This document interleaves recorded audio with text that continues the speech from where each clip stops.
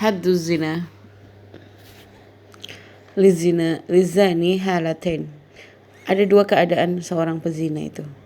Ayyakuna muhsanan aw ghairu muhsan. Yang dia muhsan dan ghairu muhsan dan tidak muhsan. Wal murad bil muhsan, apa maknanya muhsan? Di sini ada mutazawwij. Jadi orang yang tadi kalau dia udah menikah berarti dia muhsan. Wa huwa man wati'a imra'atahu fin nikah sahih huwa balighan aqilan hurran. Baik laki-laki maupun perempuan. Siapa yang muhsan? Itu orang yang sudah menikah, yang sudah berhubungan suami istri, fi nikah sahih, di dalam pernikahan yang benar, maksudnya dalam akad pernikahan, keduanya balik dan akil dan bebas. Ya.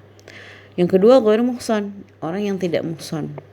Siapa itu yang ghairu mutazawwij? Orang yang belum menikah, belum pernah menikah. Wa huwa man lam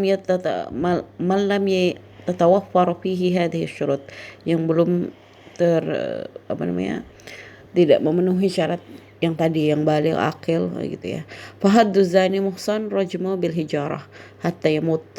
Sedangkan hukuman buat orang yang zani tapi yang dia muhsan, yang sudah pernah menikah, maka dia dilempar pakai batu sampai dia meninggal.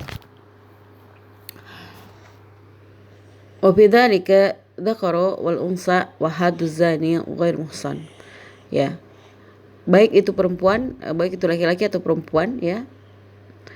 Dan haddu zani ghair muhsan, dan hukuman bagi orang yang pezina yang belum menikah, jalduhu atau jaldah wa taghribuhu an baladihi amman.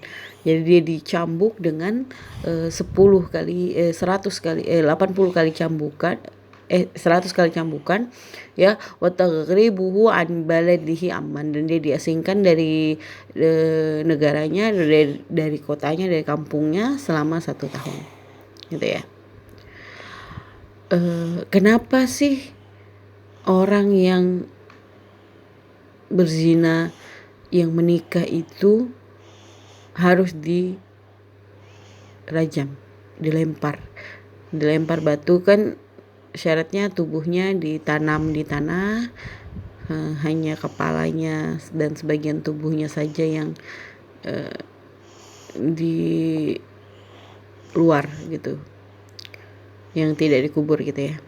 Kemudian dia dilempar dengan batu. Jadi ternyata ada penelitian yang membuktikan bahwa mengapa hukum syariat itu Masya Allah sekali. Orang yang belum menikah, yang berzina dicambuk. Orang yang sudah menikah, maka dia dilempar dengan batu sampai mati gitu. Kenapa nggak digantung? Kenapa nggak dipenggal? Kenapa tidak dengan hukuman-hukuman yang lain gitu ya? Ternyata hasil penelitian membuktikan kalau seandainya orang yang sudah pernah orang yang berzina itu ya, itu akan menghasilkan bibit-bibit atau bibit-bibit penyakit seperti AIDS dan sebagainya gitu ya, HIV dan sebagainya. Nah, kenapa harus dirajam? Kalau seandainya bibit itu jadi penyakit gitu ya, tanah itu akan meredam virus-virus itu. Ya. Kalau seandainya dia disembelih atau di kisos gitu ya, darah itu bisa menyebarkan penyakit. Atau dia digantung. Biasa orang kalau digantung itu dia mengeluarkan kotoran, kencing, buang air dan sebagainya.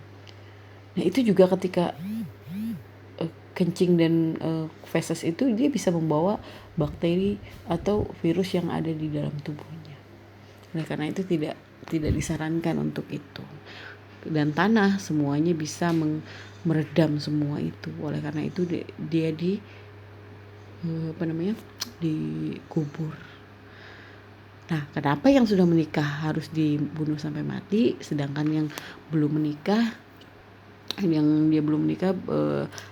dia cukup dicambuk. Ternyata kalau dia sudah menikah, tulang belakangnya itu kan katanya sudah keluar enzimnya itu ketika berhubungan suami istri. Sedangkan orang yang belum menikah, dia yang dia baru sekali berhubungan, kemudian ketika dicambuk dia akan mengeluarkan, ketika dicambuk punggungnya itu tulangnya itu, antara tulang-tulangnya itu akan merenggang dan dia mengeluarkan zat yang bisa meredam penyakit itu gitu. Tapi itu syaratnya hanya untuk yang baru belum menikah kemudian baru berzina ya. Kalau sekarang kan orang belum menikah aja udah berapa kali berzina gitu. Nah, itu dia mengapa hukum syariat itu sangat masya Allah sekali.